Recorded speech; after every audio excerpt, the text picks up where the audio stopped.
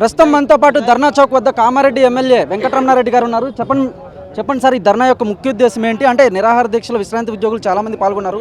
కాంగ్రెస్ ప్రభుత్వం మాత్రం ప్రజాపాలన చెప్పుకొస్తుంది, కానీ వీరందరూ ధర్నాలు చేస్తున్నారు. ఎట్లా చూడొచ్చు అంటారు? అప్రజాస్వామ్య పాలన ఇది, ప్రజాపాలన కాదు. ఇది గడ్డపార ప్రభుత్వము.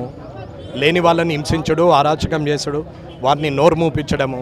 మొట్టమొదలు హైడ్రా అన్నారు, ఇప్పుడు భూదాన్లు అంటున్నారు, ఇంకా కొన్ని రోజులకి స్మృతివనం అంటున్నారు.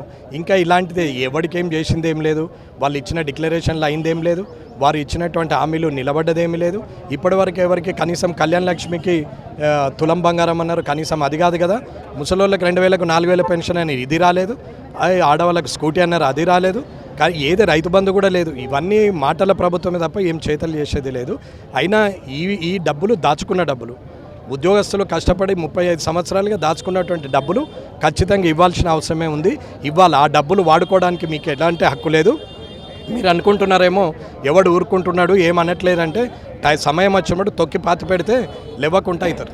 అంటే గత ప్రభుత్వం అప్పులు పాలు చేసింది, ఈ ప్రభుత్వాన్ని కోసుకొని తింటారు అన్నట్లు రేవంత్ రెడ్డి మాట్లాడుతున్నారు. గత ప్రభుత్వం అప్పు చేసినట్టయితే ఎవడే నిన్ను రమ్మన్నాడు ప్రభుత్వము? వాడే నిలబడుతుండేనేమో. ఊరుకొని ఉంటివి, ఇంట్లో పండుకొని ఉంటివి చేత కాకపోతే.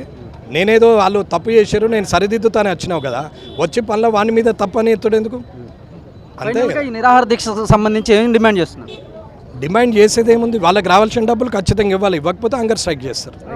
చూసారు కదా, మొత్తం మీద కనుక మనం చూసుకున్నట్లయితే నిరాహార దీక్షకు సంబంధించి అయితే మాత్రం బకాయిలు చెల్లించాలని కామారెడ్డి ఎమ్మెల్యే వెంకటరమణారెడ్డి అయితే మాత్రం డిమాండ్ చేస్తున్నారు. కానీ కార్తీక్ దేవా వార్త, హైదరాబాద్.